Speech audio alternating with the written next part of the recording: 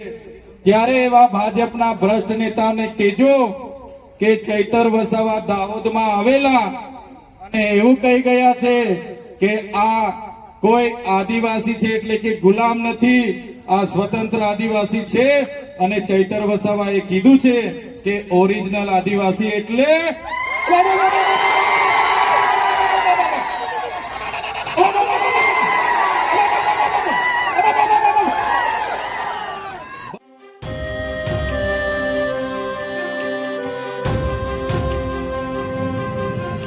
ડેડિયાપાડા આમ આદમી પાર્ટીના ધારાસભ્ય ચૈતર વસાવા દાહોદના કતવારા ખાતે જંગી જનસભાને સંબોધન કરતા ગુજરાત જોડો જનસભાના નેતૃત્વમાં 5000થી વધારે ભાજપ, કોંગ્રેસ અને બીટીપીના કાર્યકર્તાઓને આમ આદમી પાર્ટીમાં જોડવાનો દાવો કર્યો હતો। સાથે સાથે દાહોદમાં ભ્રષ્ટાચારના મુદ્દાને તેમણે મંચ ઉપરથી ઉજાગર કર્યું હતું અને આદિવાસી સમાજના લોકો હવે પરિવર્તન ઈચ્છે છે અને તેમને પોતાના ગામમાં જ રોજગારી મળે તે પ્રકારના પ્રયત્નો કરતા સાથે તેમણે વિરોધીઓને આડે હાથ લીધા હતા। વધુમાં શું કહી રહ્યા છે ધારાસભ્ય ચૈતર વસાવા, સાંભળી લો તેમના શબ્દોમાં।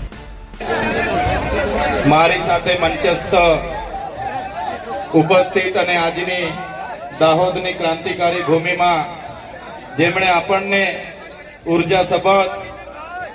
ઉર્જાસભર પોતાનું વક્તવ્ય આપેલું છે એવા ગુજરાત પ્રદેશ આમ આદમી પાર્ટીના યુવા અધ્યક્ષ અને કોળી સમાજના આગેવાન એવા બિજરાજભાઈ, દાહોદ જિલ્લાના આગેવાન અને આમ આદમી પાર્ટીમાં પ્રદેશ સંગઠનની જેમની જવાબદારી છે એવા નરેશભાઈ બારિયા, આમ આદમી પાર્ટી દાહોદ જિલ્લાના પ્રમુખ એવા રાકેશભાઈ બારિયા, ડોક્ટર જીગીસાબેન પારગી, ગઢબારાના પ્રભારી શ્રી, લીમખેડાના પ્રભારી અને દેવગઢ બારેના પ્રભારી શ્રી એવા તમામ મંચસ્થ હોદ્દેદારો, પદાધિકારીઓ અને જેમણે આ વિસ્તારના કાર્યક્રમોમાં ખૂબ સારી આયોજન કર્યું છે એવા કૃષ્ણાભાઈ, દેવેન્દ્રભાઈ, મહીસાગર જિલ્લાના આમ આદમી પાર્ટીના પ્રમુખ એવા બાબુભાઈ નો ઇતિહાસ આ ભૂમિ સાથે જોડાયેલો છે।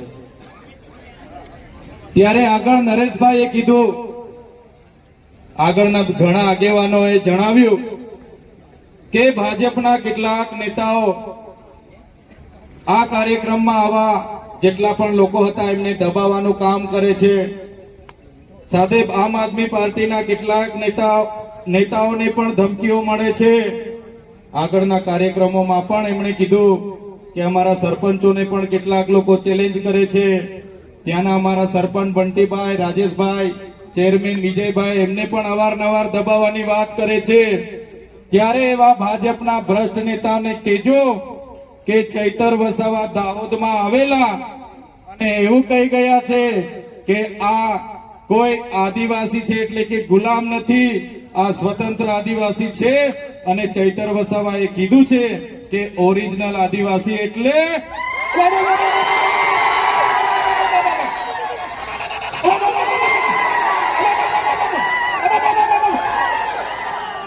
બસ એ લોકોને આટલો ભોપકારો આપી દેજો, ઓબો કરી દેજો અને અમે બધા તમારા સહકારમાંથી આવી જઈશું। આજુબાજુના આપણા આગેવાનો પણ એ ભ્રષ્ટ ભાજપના નેતાઓને ખુલ્લા પાડવા માટે આવી જશે। એમને તમે પૂછો, આપણા બધાના કામ હોય છે ત્યારે ધારાસભ્ય, એ સાંસદ સભ્ય આપણને મળતા નથી। થોડા દિવસો પહેલા, થોડા મહિનાઓ પહેલા અમૃત મહોત્સવના રથો લઈને ગામડે ગામડે નીકળી પડેલા, એ પછી ગૌરવ યાત્રાના રથ લઈને ગામડે ગામડે ફરતેલા અને થોડા દિવસો પહેલા ગયા મહિનામાં વિકાસ મહોત્સવના રથ લઈને ગામડે ગામડે આવેલા। આવ્યા હતા કે નથી આવ્યા? આવેલા કે નથી આવ્યા? ત્યારે કયો વિકાસ છે? આજે ગાંધીનગરમાં હું કોઈ જગ્યાએ જામ છું, બાંધકામ ચાલુ હોય ત્યારે ઉભા રહીને બેનને પૂછું, બેન નાના નાના છોકરાઓ સાથે તમે મજૂરી કરો છો, કયા વિસ્તારના છો? તો બેન કે ભાઈ અમે તો દાહોદના છે। જ્યારે હું રસ્તા પરથી નીકળું, ડામર રોડનું કામ ચાલતું હોય, આરસીસી રોડનું કામ ચાલતું હોય અને બહેનો ત્યાં કામ કરતી હોય, કાળી મજૂરી કરતી હોય, ધગધગતા તાપમાં અમને થાય કે આ કાના છે, આપણા વાળા જેવા લાગે છે, ગાડી ઉભી રાખો, આપણે પૂછી લઈએ અને ઉભા રહીને પૂછીએ કે બેન કાના છો, ક્યાંથી આવ્યા છો આ રોડનું કામ કરવા માટે?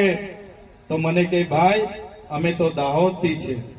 ત્યારે સાથીઓ, આઝાદીની લડત હોય કે આ દેશના વિકાસની વાત હોય, એ ચાહે વિધાનસભાનો પાયો હોય, હાઈકોર્ટનો પાયો હોય, કલેક્ટર કચેરીનો પાયો હોય, આઈજીડીઆઈજી કચેરીનો પાયો હોય કે ડીએસપી કચેરીનો પાયો હોય, એ પાયામાં આ દાહોદના લોકોનો પરસેવો છે.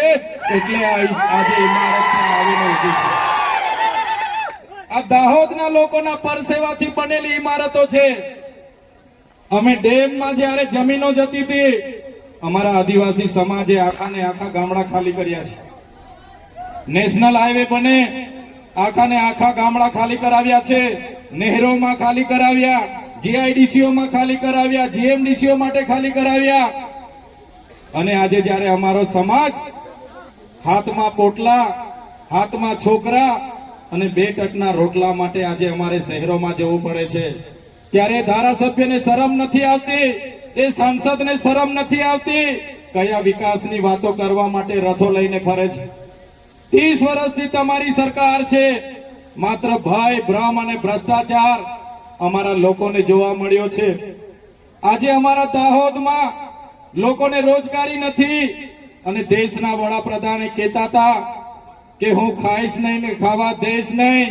અને દાહોદમાં ભાજપના મંત્રીના દીકરાઓએ કરોડોનો મનરેગાનો કૌભાંડ કરી દીધું.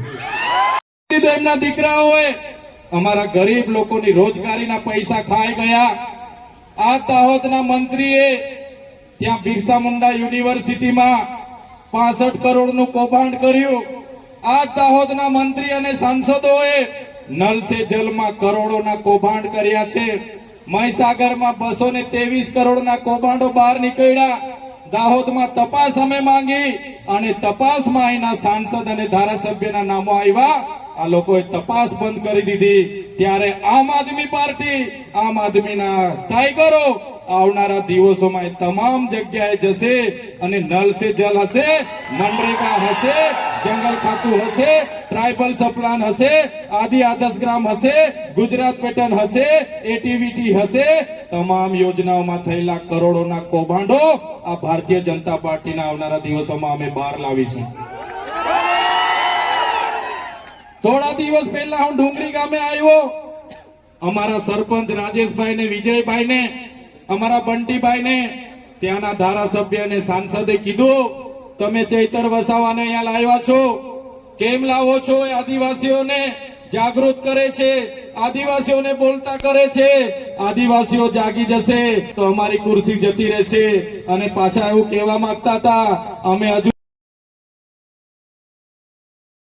અને અમે જયારે આ વિસ્તારમાં 7-12 ના ખોટા નામો ચડાવી દીધા, બીજાના નામે જમીનો લઈ લીધી, એનું કૌભાંડ ઉજાગર કર્યું, ત્યારે આ ભૂપેન્દ્રભાઈ પટેલ અને હર્ષ સંઘવીને ગમ્યું નહીં. એમણે કીધું આદિવાસી ચૈતર વસાવા અમારી 30 વર્ષની સરકારને કેમ ચેલેન્જ કરી શકે? આ આદિવાસી યુવાન અમને વિધાનસભામાં સવાલ કઈ રીતના કરી શકે? આ આદિવાસીને ભેગા કઈ રીતના કરે? આદિવાસીની હક અધિકારની વાતો કેમ કરે? આદિવાસીઓની સ્વાભિમાનની વાતો કેમ કરે? એને જેલમાં નાખો. અને તમે જોયું હશે, મને એક વાર નથી અનેક વાર જેલમાં નાખવામાં આવ્યા. એક વાર જેલમાં નાખવામાં આવ્યો, બીજી વાર મારા પરિવાર સાથે 90 દિવસ જેલમાં રાખવામાં આવ્યો, અને ત્રીજી વાર હમણાં પણ મને 80 દિવસ જેટલી જેલમાં રાખવામાં આવ્યો. એક સામાન્ય બાબતમાં જ્યારે મામલતદાર ટેબલ પર જામીન આપી દે, છતાં આ લોકોએ મને સેશન કોર્ટમાં રજૂ કર્યો. મારા વકીલોને કોર્ટમાં આવવા નહીં દીધા. મને નર્મદા જેલની જગ્યાએ સેન્ટ્રલ જેલ વડોદરા રાખવામાં આવ્યો. તારીખ પર તારીખ, તારીખ પર તારીખ, તારીખ પર તારીખ, તારીખ પર તારીખ, તારીખ પર તારીખ, અને 80 દિવસ સુધી મને જેલમાં યાતનાઓ આપવામાં આવી. ત્યારે એમણે કીધું ચૈતરભાઈ, હવે તમે અવાજ કરશો તો ફરી જેલમાં તમારે આવવું પડશે. તમે ભાજપમાં જતા રહો, ભાજપમાં અમારી સરકારમાં આવતા રહો, તમને મંત્રી બનાવી દઈશું, તંત્રી બનાવી દઈશું. તમે આદિવાસીઓનું લડવાનું બંધ કરો. ત્યારે મેં એ લોકોને પણ કહેવા માંગુ છું, ચૈતર વસાવાને 1 વાર જેલમાં નાખવાથી, 2 વાર જેલમાં નાખવાથી 3 વાર જેલમાં નાખવાથી ચૈતર વસાવા ડરી જાય એવા વસાવા નથી. આ ચૈતર વસાવા આદિવાસીનો દીકરો છે. આદિવાસીનો ઇતિહાસ તમે જોઈ લેજો. ગોરા અંગ્રેજો સામે અમે નથી ઝૂક્યા, આ કાળા અંગ્રેજો સામે પણ અમે નથી ઝૂક્યા. 80 દિવસ સામાન્ય બાબતમાં મને રાખ્યો, ત્યાં એટલી યાતનાઓ આપી, મારો પરિવાર દુખી, મારા કાર્યકરો દુખી, મારા પાર્ટીના લોકો ચિંતા કરે. તમારી બધાની ચિંતા હશે, તમે બધા મારા માટે પ્રાર્થના કરતા હશો.